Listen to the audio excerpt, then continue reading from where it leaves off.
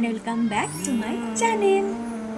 Mainly আমি সারা বছর শর্টসই করে থাকি, বাট আজকে যেহেতু একটা স্পেশাল দিন, তাই জন্য আমি ভেবেছি একটা লং ব্লগ বানানোই যাক। আজকে হচ্ছে আমার জীবনের খুবই একটা স্পেশাল দিন, কারণ আজকে হলো আমার বার্থডে।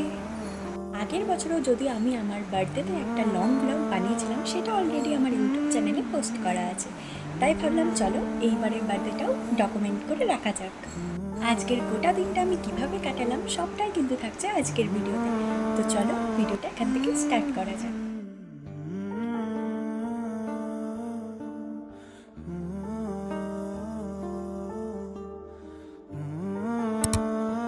আজ হলো 25শে মে। জানো তো, এইবার বার্থডের আগে আমি দুটো ড্রেস অর্ডার করেছিলাম, আর পরপর কিন্তু দুটো ড্রেসই ডেলিভার হয়ে গেছে। যদিও একটা ড্রেস মা আমাকে গিফট করেছে, আর একটা আমি নিজেই অর্ডার করেছিলাম। ড্রেসগুলো হাতে এসে না পৌঁছানো পর্যন্ত যে কি টেনশনে ছিলাম কি আর বলি। অ্যান্ড ফাইনালি ইটস 28 মে, মানে আমার বার্থডে।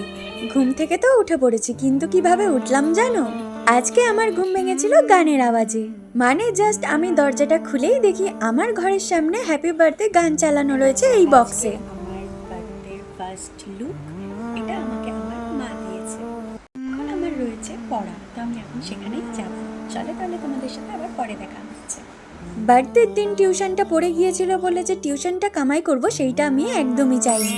তাই দীর্ঘ 3 ঘন্টা পর অবশেষে ছুটি হওয়ার পর আমি চলে আসি বাড়িতে। বাড়ি ফিরে তো দেখি সব রান্না বান্না একদম কমপ্লিট, আর এখন থালায় কিন্তু আমার খাবারটাই সার্ভ করা হচ্ছে। সাদা ভাত, পটল ভাজা, এটা কি কাঁকরোল ভাজা, আলু ভাজা, ডাল, কি মাছ, কাতলা কাতলা মাছ, চিংড়ি মাছ, আমের চাটনি, 5 রকম মিষ্টি, মিষ্টি দই, আইসক্রিম,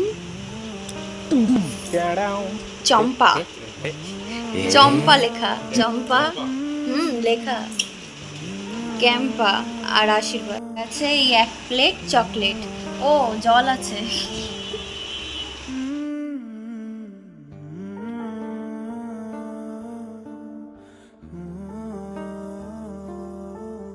তোমাদের তো এক এক করে দেখিয়ে দিলাম যে আজকের খাবারে কি কি ছিল। এই গরমের মধ্যেও আমার মা বাবা দুজনে মিলে কিন্তু আমার সমস্ত পছন্দের খাবার আজকে রান্না করেছিল। যদিও আমি বারণ করেছিলাম এই গরমের মধ্যে এত কিছু রান্না করার একদমই দরকার নেই, কারণ এত কিছুর মধ্যে অর্ধেকও আমি এমনিই খেতে পারি না। তো যাই হোক, এখন আমি বসে গিয়েছি খেতে। তারপর বাবা মা এক এক করে একটু করে খাবার আমায় খাইয়ে দিচ্ছিল।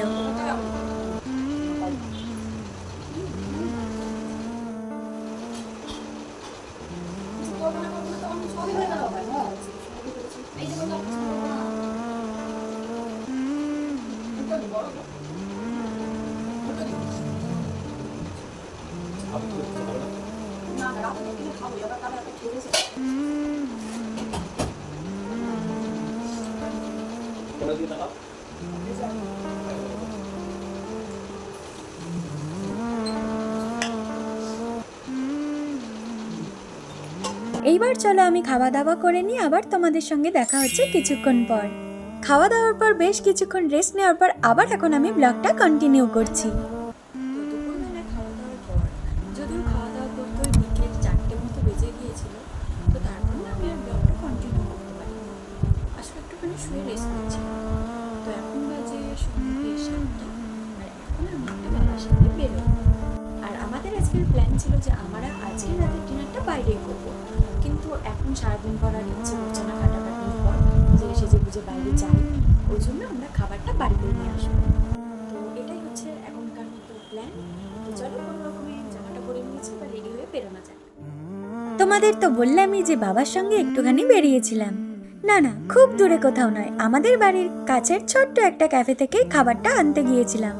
আর আমি যে কাস্টমাইজ কেকটা অর্ডার করেছিলাম সেইটাও কিন্তু নিয়ে এসেছি একেবারে। আর এই হচ্ছে আমার এই বছরের বার্থডের কেক। আর জানো তো, আমার না ওরকম গ্র্যান্ড বার্থডে সেলিব্রেশন বা হাজার লোকের সমাবেশ কিছুই আমার ভালো লাগে না। আমি জাস্ট চাই একটা কোজি বার্থডে। তো বাড়ি ফিরে আসার পর আমি দেখি আমার ফোনে একদমই চার্জ নেই। তাই ফোনটাকে ততক্ষণের জন্য চার্জে বসিয়ে আমি আর বাবা যতটুকু পেরেছি এই জায়গাটা ডেকোরেশন করার চেষ্টা করেছি। আর সেদিন এতটাই গরম পড়েছিল আর ডেকোরেশনের কাজে হেল্প করার পর আমি এতটাই টায়ার্ড হয়ে গিয়েছিলাম যে আমার রেডি হতে আর ইচ্ছাই করছিল না। বাট নতুন আর একটা জামা কিনেছি বলে কথা, তাই কোনো রকমের জামাটা পরে রেডি হয়ে এখন বসেছি কেক কাটিং করার জন্য। Happy birthday to you. Happy birthday to you. Happy birthday, dear Pinky. Happy birthday to you. এখন ভিডিওটা এডিট করার সময় আমি ভাবছি দেখতে দেখতে কতই না বড় হয়ে গেলাম। দেখতে দেখতে 19টা বছর হয়ে গেল আমার। বুড়ি হয়ে যাচ্ছি গাইস।